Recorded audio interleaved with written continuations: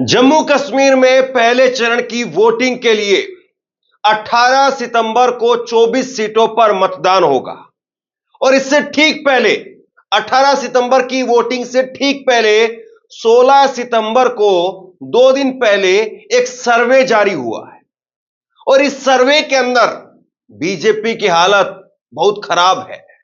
BJP जो कि 10 साल के बाद यहां पर चुनाव हो रहे हैं और सरकार बनाने के लिए मोदी और शाह रैली करने के लिए भी जम्मू कश्मीर में पहुंचे, लेकिन ऐसा लगता है कि मोदी और शाह की रैलियों का असर नहीं है और जम्मू कश्मीर में बड़ा उलटफेर होता हुआ दिखाई दे रहा है।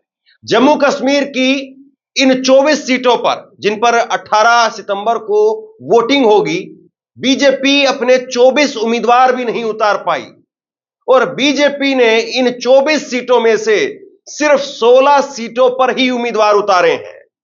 कई सारी अहम सीटें हैं इसमें, कई सांसद, पूर्व सांसदों की और मंत्रियों की वो किस्मत दांव पर लगी हुई है और सबसे बड़ी हॉट सीट एक महबूबा मुफ्ती की बेटी इल्तिजा मुफ्ती, उनकी भी पहली बार वो अपनी चुनावी राजनीति में उतर रही है और उनकी सीट पर भी वोटिंग है।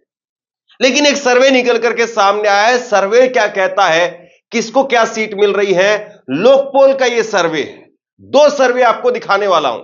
एक सर्वे जो इन्होंने 2 सितंबर को किया था, यानी करीब 2 हफ्ते पहले किया था, उसमें कितनी सीटें थी, और अभी एक सर्वे जो इन्होंने 16 सितंबर को जारी किया है, इसमें कितनी सीटें हैं। ये दोनों चीजें मैं आपको दिखाता हूं।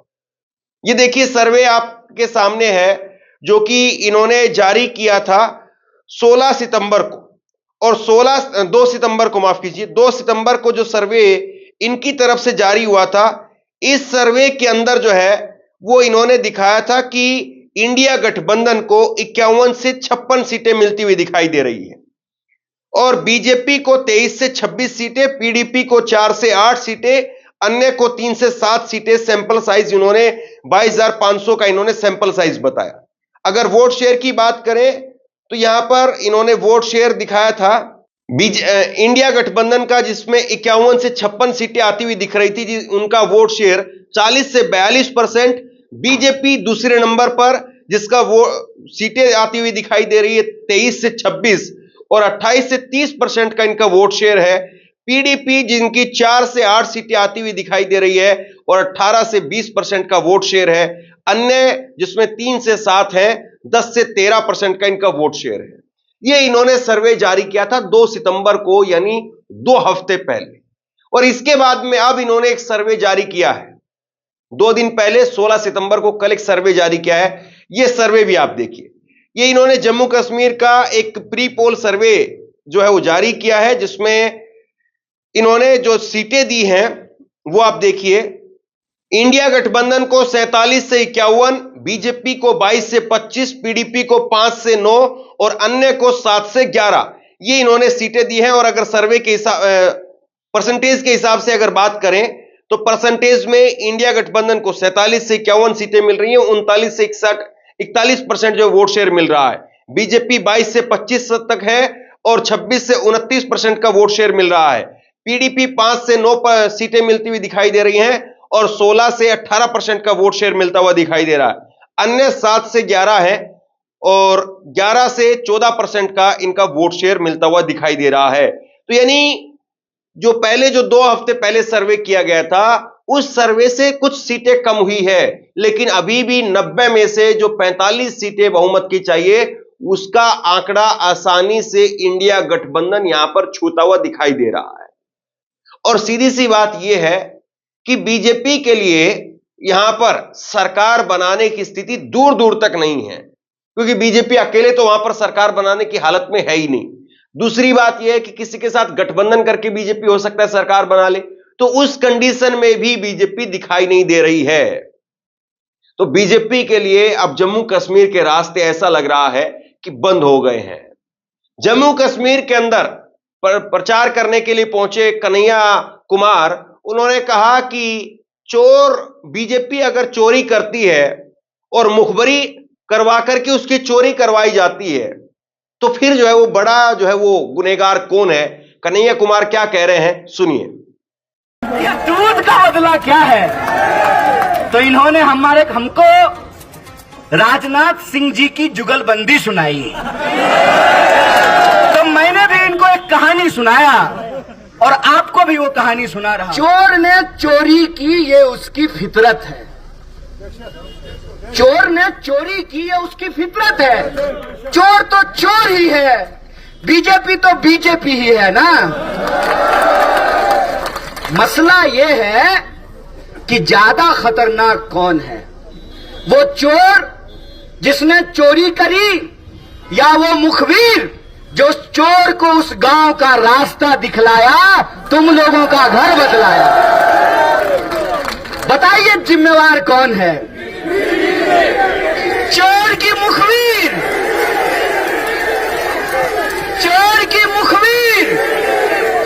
अगर मुखबिर जिम्मेवार है तो याद रखिएगा, ये नहीं हो सकता है कि भेड़ों के सामने भेड़िया आए और कहे कि तुम्हारी रक्षा करेंगे हम बकरियों से। भेड़ों के सामने भेड़िया आए और बकरियों से रक्षा करने की बात कहे, यह बात समझी जा सकती है। इसीलिए मैं आपसे कह रहा हूं, कुल मिलाकर के जम्मू कश्मीर के लोगों को इंतजार है और उत्साह जो इस तरह का भीड़ उमड़ करके आ रही है वो बताती है कि लोगों के अंदर उत्साह है।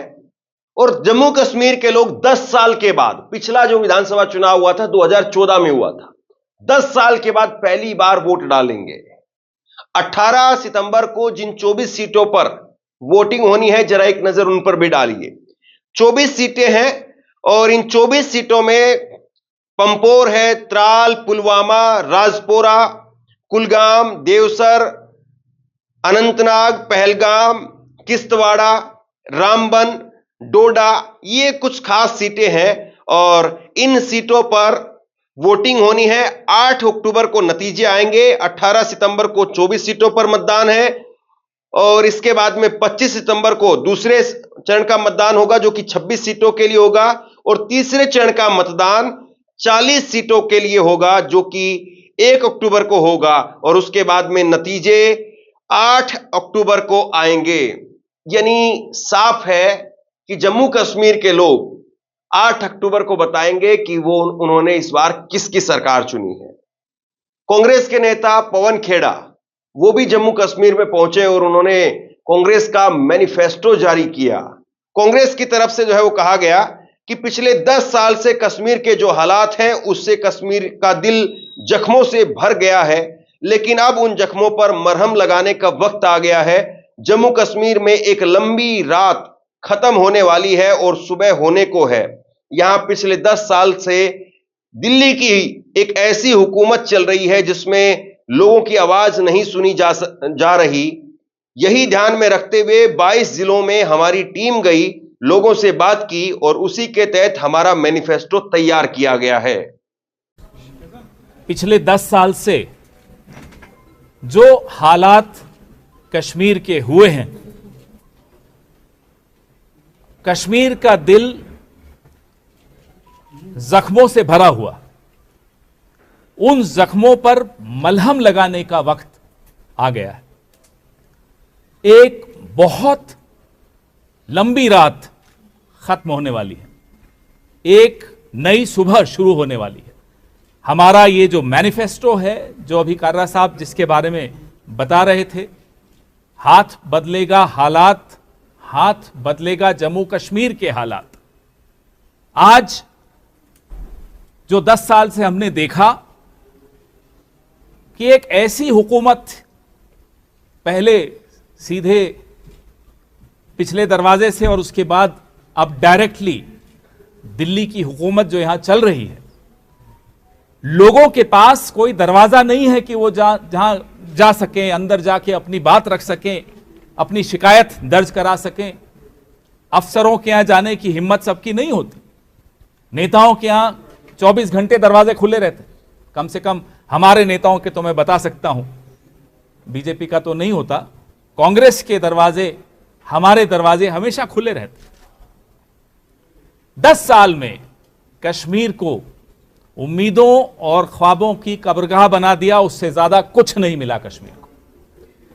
यह सब सोचते हुए, जैसा कि कर्रा साहब ने अभी फरमाया, 22 जिलों में टीम्स गई, उन्होंने गुफ्तगू की, बड़ी लंबी गुफ्तगू की, नौजवानों से की, महिलाओं से की, बुजुर्गों से की, व्यापारियों से की। सबसे बात करने के बाद जो वो निकला है, ये है ये दस्तावेज। ये दस्तावेज सिर्फ कागज का पुलिंदा नहीं है, ये हमारा गारंटी है, ये हमारा संकल्प है, ये हमने ठान लिया है और ये हम करके देंगे। ये हक की बात करते हैं, और हक शब्द इतना, ये ऐसा लफ्ज है, इस लफ्ज पर पूरा संविधान बना हुआ है। इस लफ्ज की वजह से हम लोग आज सियासत करते हैं। इस लफ्ज को सिर्फ लफ्ज बन के न रह जाए, ये हम सबकी जिंदगी में उतरे, सबको अपना हक मिले। कश्मीर के नौजवान का हक है नौकरी, ये हक उसको मिलना चाहिए। कश्मीर की जो महिलाएं हैं, उनका हक है पेंशन, उनका हक है सपोर्ट, वो उनको मिलना चाहिए। जम्मू कश्मीर एक ऐसी रियासत जिसका हक छीन लिया गया, एक स्टेट था, उससे स्टेटहुड छीन ली गई, उसको यूनियन टेरिटरी बना दिया। वो हक उसका फिर से मिलना जरूरी है, और ये हक हम दिलवाएंगे। कांग्रेस उत्साह में नजर आ रही है। कांग्रेस का गठबंधन हुआ है नेशनल कॉन्फ्रेंस के साथ में, लेकिन कांग्रेस इस बार ऐसा लग रहा है कि मैक्सिमम सीटें वहां पर जीतना चाहती, और इसीलिए कांग्रेस ने अपने पूरा दमखम यहां पर लगाया है। कुछ सीटें ऐसी है जहां पर दोनों पार्टियों का जो गठबंधन है वो नहीं भी हुआ है, कुछ सीटें ऐसी भी हैं, और इसीलिए कांग्रेस ने प्रचार प्रसार के लिए इमरान प्रतापगढ़ी को उतारा है, कई नेताओं को वहां पर उतारा है। गुलाम नबी आजाद का बताया जा रहा है कि डब्बा गोल हो गया है। कन्हैया कुमार पहुंचे तो कन्हैया कुमार ने कहा कि बीजेपी कह रही है डबल इंजन की सरकार बनाएंगे, लेकिन इनके इंजन का ड्राइवर वो ओवरेज हो गया है। कहते हैं डबल इंजन की सरकार बनाएंगे, एक गजब का ही इंजन है साहब, एक आगे जा रहा है, दूसरा पीछे जा रहा है। जब ड्राइवर कंफ्यूज हो ना कि लेफ्ट लेना है कि राइट, तब गाड़ी का एक्सीडेंट होता है। और हमारे देश का ड्राइवर जो है ना, ओवर एज हो गया है। मैं मजाक नहीं कर रहा हूं, आप तो डीसी के मेंबर है ना, 70 साल के बाद लाइसेंस बनता है। प्रधानमंत्री की उम्र कितनी हो गई है? 74 साल। ये 75 साल हो जाएगा 17 तारीख को। तो बताइए, 70 साल के बाद जो आप गाड़ी नहीं चला सकते हैं तो देश कैसे चलाइएगा?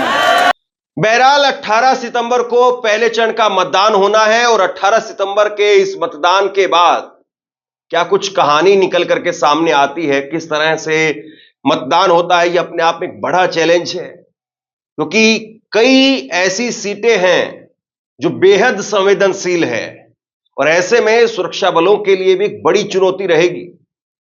कश्मीर के अंदर, घाटी के अंदर चुनाव को शांतिपूर्ण तरीके से कराना, और ये 2024 के लोकसभा चुनाव के बाद पहली बार होगा जब किसी स्टेट असेंबली के अंदर वोट डाले जा रहे होंगे। उम्मीद करते हैं जम्मू कश्मीर के लोग खुल करके अपने मन की बात कहेंगे और लोगों को बताएंगे कि उनके मन में क्या है, क्योंकि दिल्ली के अंदर बैठ करके प्रधानमंत्री जो मन की बात कह रहे थे, उसको तो वो 10 साल से सुन रहे थे, लेकिन अपने मन की बात वो पहली बार 10 साल के बाद बताने जा रहे हैं। इस खबर को लेकर के आप क्या सोचते हैं, नीचे कमेंट बॉक्स में लिख करके जरूर बताइए। जम्मू कश्मीर में आपको किसकी सरकार की संभावना दिख रही है, वो भी जरूर बताइए। इस खबर को शेयर कीजिए, लोगों तक पहुंचाइए, और इसी तरह की तमाम खबरों के लिए ऑनलाइन न्यूज इंडिया को सब्सक्राइब कीजिए। आपका बहुत बहुत धन्यवाद।